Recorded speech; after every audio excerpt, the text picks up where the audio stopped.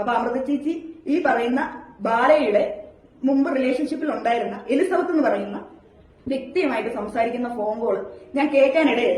ബാലയ്ക്കെതിരെ കൂടുതൽ വെളിപ്പെടുത്തലുകളുമായി രംഗത്ത് വന്നിരിക്കുകയാണ് അമൃതയുടെ സുഹൃത്തും PAയുമായ കുക്കു എന്നോള. സോഷ്യൽ മീഡിയയിൽ പങ്കുവച്ച വീഡിയോയിൽ പറയുന്ന കാര്യങ്ങൾ ഇങ്ങനെ: ഞാൻ കേട്ടതും അറിഞ്ഞതുമായ കാര്യങ്ങൾ വിശ്വസിക്കാൻ സാധിക്കുന്നതല്ല. ഒരു മനുഷ്യന് ഇങ്ങനെയൊക്കെ പെരുമാറാൻ സാധിക്കുമോ എന്നറിയില്ല.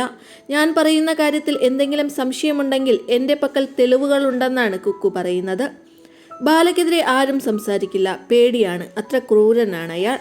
സോഷ്യൽ മീഡിയയിൽ കാണുന്ന പോലെയല്ല ബാല. മകളെ സ്നേഹിക്കുന്ന അച്ഛനോ ഭാര്യയെ സ്നേഹിക്കുന്ന ഭർത്താവോ അല്ല. അദ്ദേഹം നല്ല ഒന്നാം തരം നടനാണ്. അമൃത ചേച്ചി എലിസബത്തുമായി സംസാരിക്കുന്നത് ഞാൻ കേട്ടിട്ടുണ്ട്. വിശ്വസിക്കാൻ സാധിക്കാത്തതാണ് കേട്ടത്.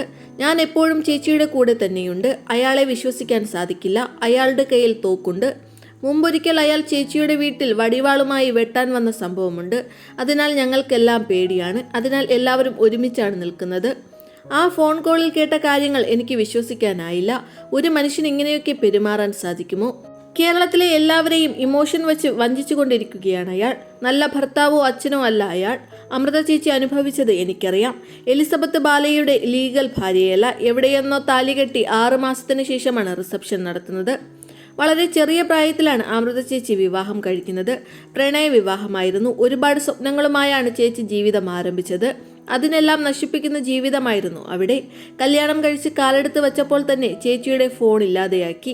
വീട്ടുകാരുമായുള്ള ബന്ധമില്ലാതെയാക്കി. തൻ്റെ സുഹൃത്തുക്കൾ മദ്യപിക്കാൻ വരുമ്പോൾ അവർക്ക് വെച്ചുണ്ടാക്കി കൊടുക്കലും അവരുടെ എച്ചിൽ പാത്രം കഴുകലുമായിരുന്നു ചേച്ചിയുടെ ജോലി.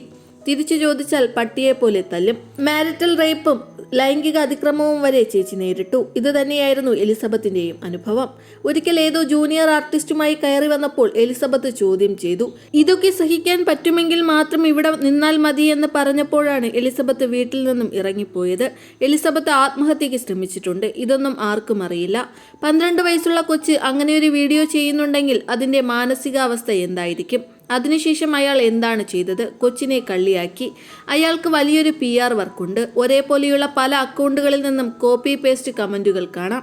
എലിസബത്തും അമൃത സുരേഷും കടന്നുപോയ വഴികൾ അംഗീകരിക്കാനാകില്ല. രണ്ടുപേരും ശരിക്കും ഇറങ്ങിയാൽ ബാല ജയിലിനകത്താണ്. അത് ജനങ്ങളെ മനസ്സിലാക്കണം. എലിസബത്തിനും അമൃത സുരേഷിനും നാളെ എന്തെങ്കിലും സംഭവിച്ചാൽ അതിന്റെ പൂർണ്ണ ഉത്തരവാദിത്തം ബാലയ്ക്കായിരിക്കും. തന്റെ തോക്കിലെ ഒരുണ്ട അമൃതയ്ക്കുള്ളതാണെന്ന് അയാൾ പറഞ്ഞിട്ടുണ്ട്. ജനങ്ങളെ അയാൾ പറ്റിക്കുകയാണ്. മലയാളികളുടെ സെന്റിമെന്റ്സ് വെച്ച് കളിക്കുകയാണ്.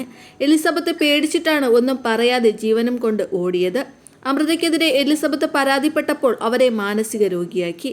അമൃത ചേച്ചിക്ക് പരപുരുഷ ബന്ധമുണ്ടെന്ന് പറഞ്ഞു പരത്തി. സ്ത്രീകളെ മാനസിക രോഗിയാക്കിയും അവരുടെ മൊറാലിറ്റിയെ തകർത്തുമാണ് ബാല നേരിടുന്നതെന്നും കുക്കു വീഡിയോയിൽ പറയുന്നു.